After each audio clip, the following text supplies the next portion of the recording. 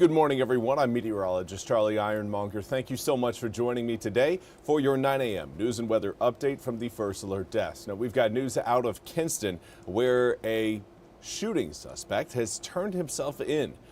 Police say they were called to 405 Manning Street around 10:45 a.m. yesterday for a report of a shooting. When they got there, officers found 31-year-old Ryherick Harper suffering from gunshot wounds. Now, despite life-saving measures, Harper died at the scene. Witnesses told police that 21-year-old Quandarius Rawl was responsible for the shooting. Police say Rawl left the area before police got to the scene and dropped his gun in a wooded area near the 600 block of Pollock Street. About 45 minutes after the shooting, police say Rawl called 911 and voluntarily turned himself in. Detectives found his gun, which was found to be stolen from Rocky Mount. Rawl has been charged with first-degree murder and possession of a stolen firearm. Police say the investigation is ongoing and additional charges or arrests may be coming. Now, we also want to highlight President Trump's visit to Asia, where he's preparing for tomorrow's meeting with Chinese President Xi Jinping, where he hopes to de-escalate the trade tensions between the U.S. and China. NBC's Tracy Wilkins reports from Washington.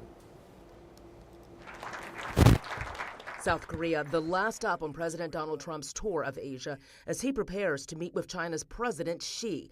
Trump is saying a new era of trade is on the horizon, offering some optimism after months of a tense trade war with China. The world is watching to see if talks between the two world leaders can cool tensions. You know that President Xi of China is coming tomorrow here, and we're going to be, I hope, making a deal. I think we're going to have a deal. I think it'll be a good deal for both. But in the U.S., the government is far from a deal that will end the government shutdown. The motion upon reconsideration is not agreed to. The Senate failed to advance a Republican-backed funding bill yesterday. As we enter day 29, both parties continue the blame game. And so 42 million people are going to suffer because they're playing political games. 25 states and the District of Columbia are suing the administration to prevent SNAP food benefits from running out this week, arguing that the USDA is legally required to keep using emergency funds. I challenge Republicans to support use of contingency funds for SNAP benefits. What Donald Trump is doing, and Republicans in Congress are supporting him, is making this shutdown as cruel and painful as possible. This as furloughed federal workers struggle without the checks they earned. I'm simply a federal worker trying to do a job and bring home a paycheck for my family. My utilities come, they're due. My car note is due. My insurance is due.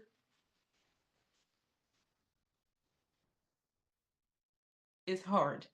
My granddaughter said. Tracy Wilkins, NBC News, Washington. South Korea, the last... Apologies there, had a little technical hiccup, but again, that was Tracy Wilkins reporting. We now want to turn to your weather forecast. We continue to monitor Hurricane Melissa as it moves over Cuba. Here is again the latest look from National Hurricane Center in our satellite imagery. You can see the center of Melissa slowly starting to pull away from Cuba and head towards the Turks and Caicos Islands. Right now, the system itself is currently a Category 2 hurricane. 105 mile an hour maximum sustained winds with gusts up to 140 miles an hour. Pressure has risen substantially, now up to 968 millibars, and the forward movement speed has also increased. Right now, northeasterly movement at 14 miles an hour, and that's what we need to see more of, is a faster forward movement speed. The faster this thing moves, the less wave energy will be crashing along our coastline over the next 2 days. It's really going to be today and tomorrow where we're going to be feeling some of the waves from Melissa crash along our coastline. Not something we need. We had 5 homes in Buxton fall into the ocean yesterday, and Melissa wasn't even around. We were just looking at strong waves built off of steady winds out of the northeast. Now, those winds again are going to be in play again today. Not quite as strong as what we had yesterday, but already again we're seeing some light rain showers out there. Now, the bulk of the rain still sitting further back towards the west, but we will have some spotty drizzle and some light showers rolling across the east from start to finish today, but the heavier rain showers will come in later on this evening and overnight tonight. So much so that we've actually called for a first alert weather day coming up for tonight into tomorrow morning based on the storm potential we could see across parts of the east. Now, I don't think everyone is going to be seeing storms, but I do know a few of us certainly will. And those storms, because the cold front that's going to be moving in is going to be a little bit strong, well, that's going to lead to some stronger wind gusts and some heavier downpours. Wind gusts strong enough to possibly again force the National Weather Service to issue some severe thunderstorm warnings. For right now, air temperatures still sitting in the low to mid 50s across most of the east, but we do have the low 60s present in Manteo, Stumpy Point, as well as Hatteras. It's going to again be a cooler than average day, but we will be a little bit warmer than yesterday. Northeasterly winds right now blowing in at about 7 to 15 miles an hour. Those winds again down from where they were yesterday. Gusts continue to drive that point home. Right now, I'm not really seeing much in terms of wind gusts across eastern North Carolina. 7-mile-per-hour gust in Plymouth, 12 in Swan Quarter, 18-mile-per-hour gust in Hatteras. And that's it as far as reported gusts go, at least at this point. We do have that secondary system further back towards the west that again will be rolling through eastern North Carolina, but it's going to do us some favors. While yeah, it's going to provide us with a shot of rain and some more cooler temps, watch as we headed to Thursday morning, 9 a.m. That cold front working its way across the east. But at that point, we also have Melissa making its way out of the Turks and Caicos and heading towards Bermuda. That cold front, again, is going to act as a barrier and even a guide to kind of send Melissa further out into the Atlantic and not allowing the system to curl back towards the U.S. mainland. So that is something, again, we're very thankful for. We'll take the chance of some thunderstorms later on tonight in exchange for Melissa staying well off of our coast.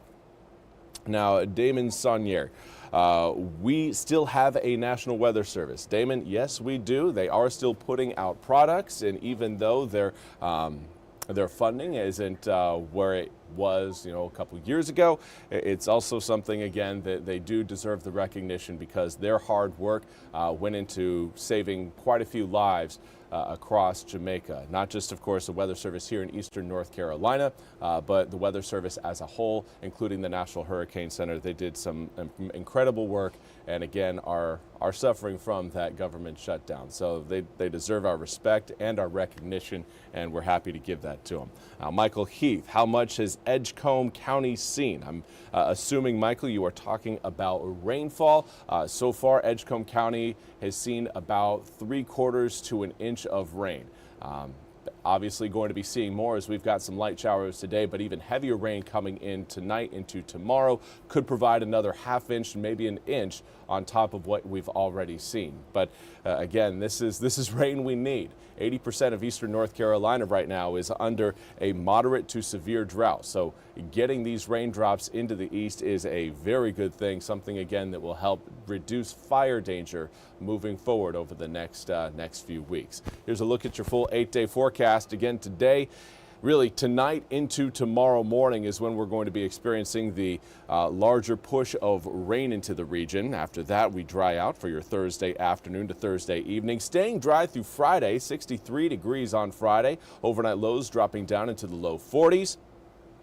And then through the weekend, we will try to warm up a bit. We've got lots of sunshine to do it, but 64 degrees on Saturday turns to 66 on Sunday. We're back into the low 70s by the time we reach next Monday. Now for your trick-or-treating forecast, do want to highlight the fact that it is going to be chilly out there. Overnight lows down in the low 40s mean that trick-or-treating temperatures will likely be between around 57 to around 50 degrees. If you've got little ones, and maybe their costumes aren't super thick, you're going to want to make sure you have a jacket for them if you plan on staying out a little bit later to collect that candy. Well, that's all we have time for today's 9 a.m. News and Weather Update from the First Alert Desk. I want to thank you all so much for joining me. We'll be back with more news and weather coming up at the top of the hour. Until then, have a fantastic Wednesday.